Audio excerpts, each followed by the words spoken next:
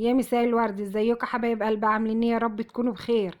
النهارده بقى هنعمل كيكه حلوه هتعجبكم كلكم، كيكه الرواني او كيكه البسبوسه على حسب ما تسميها.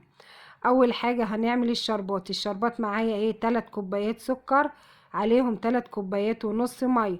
لو انت عايزاه اخف من كده هتعملي كوبايتين سكر عليهم 3 كوبايات ميه، عشان لو انت مش بتحبيها مسكره او يعني بتحبيها نص نص. هتحطي كده كوبايات سكر عليهم 3 كوبايات ونص ميه، وهتسيبيهم يغلوا. اول ما يبدأ يغلي هنعصر عليهم ايه؟ نص ليمونه، وهنسيبهم لمدة 7 دقايق. بعد كده هنسيبهم ونركنهم على جنب. هنيجي بقى هنعمل مكونات الكيكه. معايا 5 بيضات، دي الصينيه يعني وسط، لا هي صغيره ولا كبيره، اللي هي الصينيه اللي في ايه؟ اللي في النص، اللي في الطعم. طيب هي 5 بيضات، هي المفروض 6 بيضات، بس ايه، انا كنت جايبة 6. ففي القطة خدت واحدة كلتها، هنعمل ايه؟ هنموتها؟ خلاص كده كلوها بألف هنا. خدنا ال5 وقلت والله العاملة ب5، وزي ايه ما يطلع طلعت. بصوا انتوا هتشوفوا في الاخر. هحط ال5 بيضات عليهم كوباية الا ربع سكر، وعليهم كوبايتين زبادي. ليه؟ عشان دي الصينية الوسط مش الصغيرة. لو انت هتعملي واحدة صغيرة هتقسمي المقدار على 2، وهكتبلك المقادير في صندوق الوصف. هحط كده الكوباية طلعت كام علبة زبادي؟ 3 علب زبادي. يعني هحط كوبايتين زبادي، كوباية الا ربع سكر، وايه، و5 بيضات.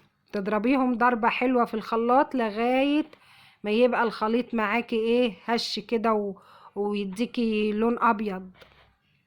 هحط عليهم كوباية الا زيت زي ما انتوا شفتوها، وهضرب كله مع بعض كده. ضربناه وخلصنا ونزلنا بالخليط فين؟ في طبق حلو. هنحط طبق حلو، ما يكونش حلو يعني، معلش ركزوا معايا. ده ايه؟ دي كوبايتين دقيق بسبوسة. يعني انا حطيت على ال5 بيضات وكوباية الا ربع سكر وكوبايتين زبادي، كوبايتين دقيق بسبوسة. ركزوا معايا عشان المقدار ده مظبوط بالظبط.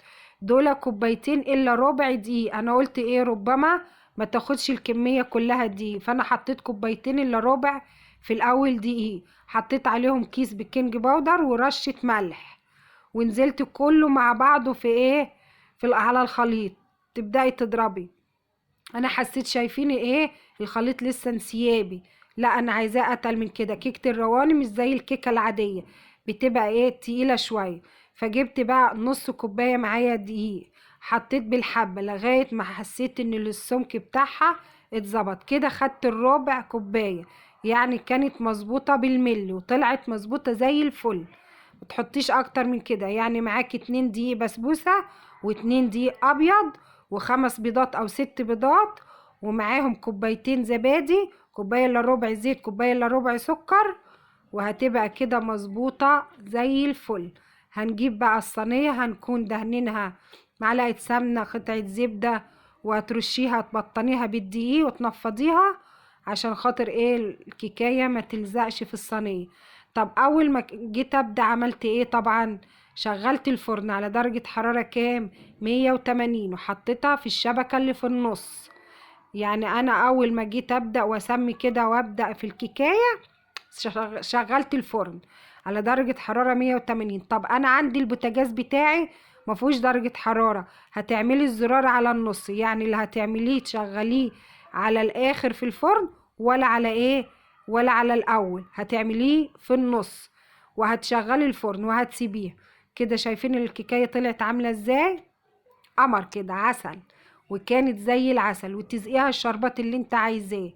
يعني انت عايزاها مسكره، اذي شربات كتير. لا انت عايزاها نص نص، ما تحطلهاش الشربات كله. ده على حسب راحتك انت، اللي انت حباه. في بيحب الحاجه مسكره، وفي بيحبها ايه؟ ما بيحبهاش مسكره جامد. وهتسيبيها لمدة 5 دقايق تشرب الشربات بتاعها. بصي الشربات اللي انا حطيته ليها شربته، وفاضل لسه عندي شربات. انا بعد ما اقطعها هزقيها تاني في النص ايه؟ شربات. عشان ايه؟ تشرب في النص كلها من الشربات، وتبقى ايه؟ حاجة تانية خالص. عايزة اقول لكم كنت عايزة اكل الصينية دي لوحدي والله. قطعتها كده، وبعد كده ايه؟ هجيب زي ما قلت لكم الشربات وهزقيها شوية في النص عشان ايه، اكتر حاجة لما تكون لسه مقطعتهاش بيشرب الجناب، بتلاقي الجناب هي اكتر حاجة مسكرة، لكن في النص لا. لكن كده خلاص هي شربت من كل حتة. هجيب كده شوية جوزة هند، حاجات بسيطة يعني بتدي تفرق يعني في الشكل. لو انت عايزة تحطي جوزة هند فيها في الحشو عادي، حطي من جوه مع الخليط، حطي ربع كوباية جوزة هند، مش عايزة براحتك.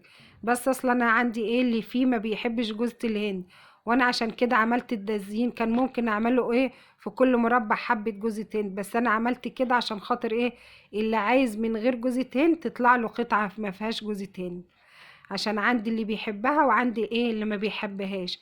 فاحنا لازم ايه، خير الامور الوسط، لازم نراضي الجميع. طبعا لو وصلت لغاية هنا وما حطيتيش لايك اتمنى تحطي لايك. لو اول مرة تشوفيني اشتركي في القناة وفعلي الجرس عشان تبقى اختي من اخواتنا في قناتنا الصغيرة اللي ايه ان شاء الله هتكبر بيكم ومعاكم. هطلع لكم كده حتة هتشوفوها عاملة ازاي قطعة الكيكة، يعني بصوا ما اقولكوش بيضة وهشة وزي الفل. طب الناس اللي بتقول ايه بتطلع معايا لونها بني من جوه، ده بسبب ان السكر ممكن يكون غامق معاكي زيادة، يعني سكر تموين، او بسبب ان تكوني ما ضربتيش البيض مع السكر كويس. اهم حاجة تضربي السكر مع البيض كويس عشان تبقى هشة ولونها فاتح وتعجبك ان شاء الله. شايفين اللون عامل ازاي؟ وعلى فكرة صدقوني انا حاطة سكر تموين، مش حاطة سكر من الابيض، يعني سكر عادي، بس ما كانش لونه غامق ايه جامد. اهو طرية بصوا هتعجبك وزي الفل.